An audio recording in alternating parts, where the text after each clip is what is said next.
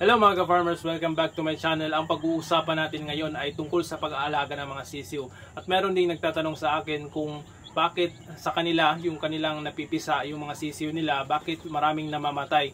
So yun ang ating i-discuss ngayon mga ka-farmers. Kaya samahan nyo ko at let's go!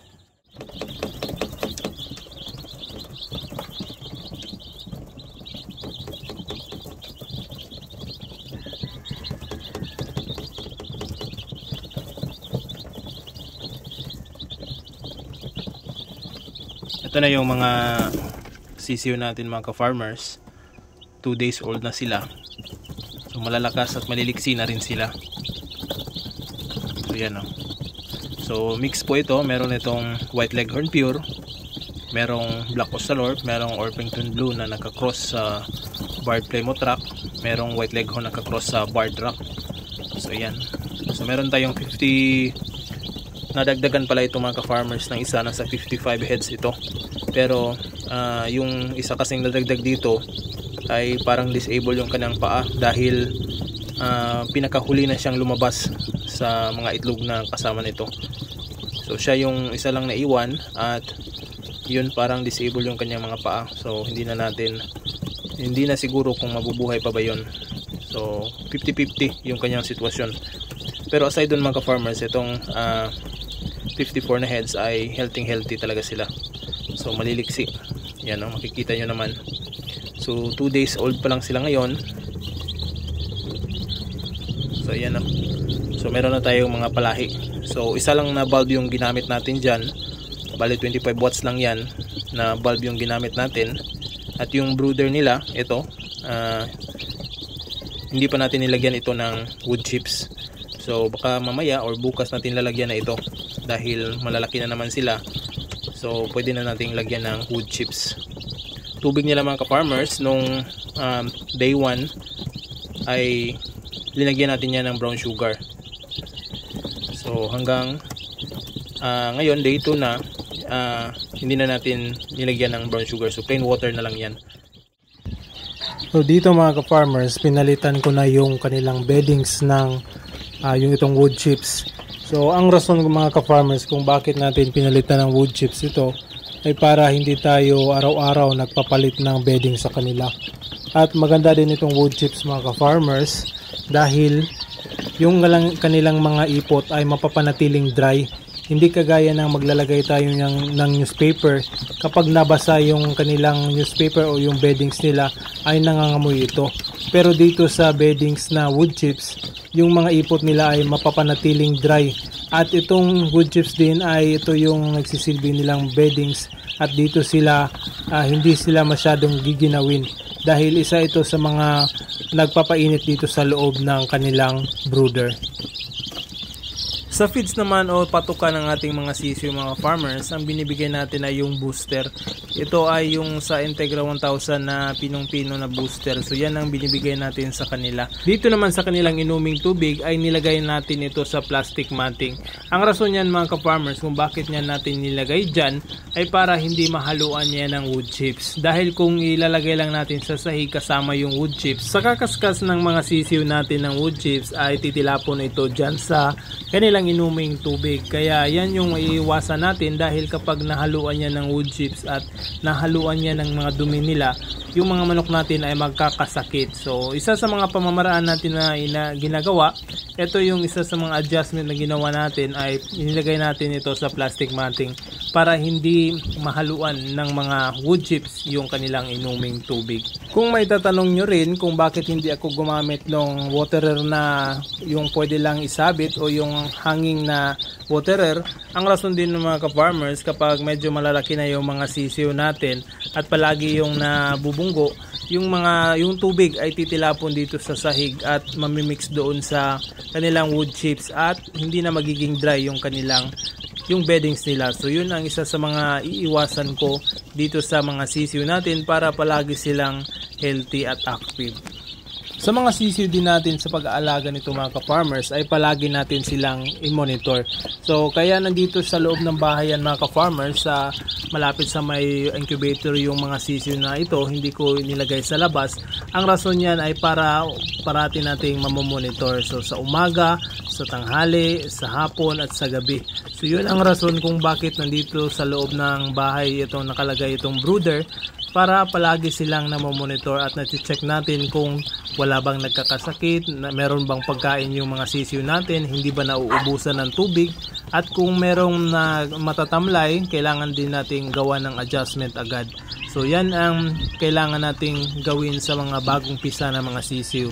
Pero paglampas nito ng 2 o 1 linggo mga ka-farmers, ay pwede na natin silang ilagay sa brooder sa labas, pero hindi natin hahayaan sila yung brooder na yung open na brooder. Kailangan close up brooder pa rin yung kanilang lalagyan sa labas para hindi sila tamaan ng malakas na hangin at hindi manibago.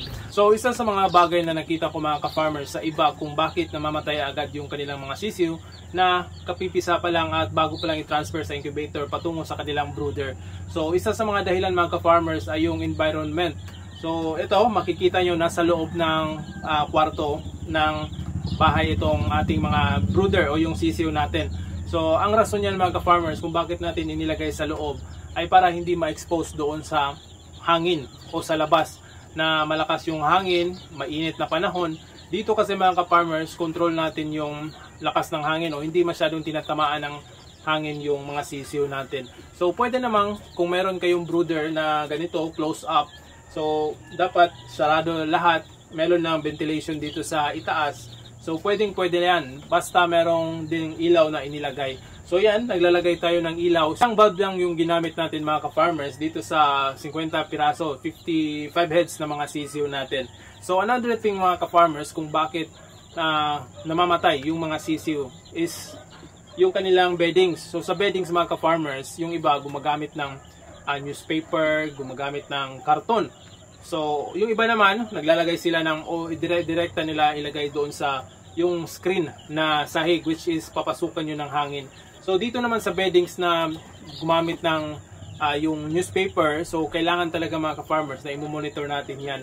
So kapag nabasa na yan, automatic nating papalitan yan dahil kapag sobrang basa na at maraming ipot na yung newspaper, yan yung isa sa mga sanhi kung bakit nagkakasakit yung mga sisiw natin. At saka doon naman natin nilagay yung mga patukan nila. So yung patukan nila, yung booster nila, namimix doon sa kanilang dumi at yun yung nakakain nila. Kaya nagkakasakit at namamatay yung mga sisiw natin. So ito, yan ang ating iiwasan. Yung sa akin, sa day 1 pa lang, pwede nating ilagay doon sa sahig yung kanilang, yung feeds nila. So ang purpose doon kung bakit natin nilalagay sa sahig yung mga booster o yung pagkain nila, para masana yung sisiw natin na kumain ng feeds na inilagay natin. So sa day 2 naman, dahil medyo sanay na sila, pwede na nating ilagay sa kanilang feeder o maglalagay tayo ng kanilang patukaan. Doon natin nilalagay yung feeds para hindi mahalo doon sa kanilang mga ipot. So sa day 2 din mga ka-farmers, katulad nito, naglalagay na ako ng, so day 1, ang nilalagay ko sa kanila is yung karton or newspaper at nilalagyan ko ito ng tela. So yung tela mga ka-farmers, isa yun sa mga pamamaraan ko sa kung para hindi meron kasing paano ba to? Sa tela kasi, so ikukumpara lang natin mga ka-farmers kung newspaper o karton lang ang ilalagay natin or yung tela. So kapag yung tela kasi mga ka-farmers, kapag nilagay natin yan kumpara sa papel o newspaper, yung papel o newspaper kapag nakatapak yung mga sisiw natin, medyo slidey kasi yun. So nakaka-slide yung newspaper. So yung kanilang tiil, yung kanilang paa ay bubukaka. So hindi makaka-grip yung kanilang paa doon sa sahig. Kumpara kung lalagyan natin yun ng tela, so sa akin ang ginagawa ko, naglalagay ako ng tela, naglalagay ako ng papel o newspaper bedding sa brooder. Pagkatapos sa itaas nilalagyan ko ng tela. So diyan ko nilalagay yung kanilang pagkain at doon yung mga sisiw natin mamamalagi.